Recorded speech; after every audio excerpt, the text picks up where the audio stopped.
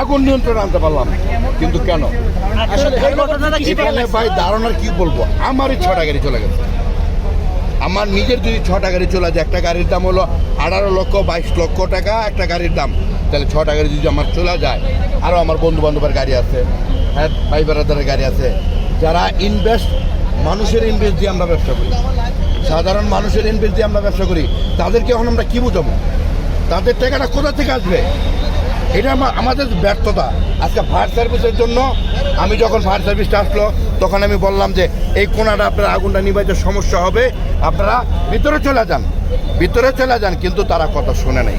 দ্বিতীয় গাড়িটা আসলো, তারা এদিকে মুখ করলো, ভিতরে যাওয়ার চিন্তা ভাবনা করে নাই। তো সব শেষে আমরা কিন্তু নিরহ, আমরা সাধারণ জনগণ হলো নিরহ মানে কি, আমরা সব কিছু দেবো, ব্যাট দেবো, ট্যাক্স দেবো, সব দেবো, পারলে আমরা প্যান্ট খুলে লয়ে যাবো গা, কিন্তু আমাদেরকে সার্ভিস দিবে না।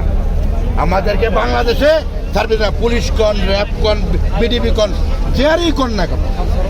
এখন মনে করেন মিডিয়ার অভাব নাই, সেনাবাহিনীর অভাব নাই, পুলিশের অভাব নাই, কিন্তু যখন আমরা ক্ষতিগ্রস্ত হয়ে যেতেছি তখন কেউই ছিল না। এটা তো হইলো আমাদের বাংলাদেশে দুর্ভাগ্য ভাই, এতটুকু বলতে পারছি ভাই। আর আমরা বলতে পারবো না, আমাদের এখন খুবই নিজের শরীরের অবস্থা খুব খারাপ।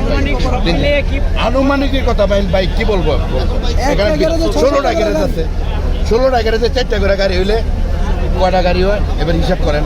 এই গাড়িগুলো সবই আমাদের কিনা বেচার গাড়ি। তা আমাদের যেরকম গেছে, যে মালিকানা যেগুলো গেছে, সব মিলে অনেক টাকা লস পাই। এটা আমরা ক্ষতিটা কীভাবে পূরণ করবো? আমাদের কি সরকার দিবে? আপনি দিবেন? আপনি মনে করেন মিডিয়া, আপনি প্রচার করতেছেন, আপনি ভিউ বাড়তেছে, আমাদের তো কেউ দিবে না ভাই। আমাদের কি করতে হবে? পিছনে সালা বানতে হবে। তো এই সালা নিয়েই আমাকে ভাই থাকতে হবে ভাই। তো ভালো থাকেন, সুস্থ থাকেন, ভালো থাকেন ভাই, ইনশাল্লাহ ভাই।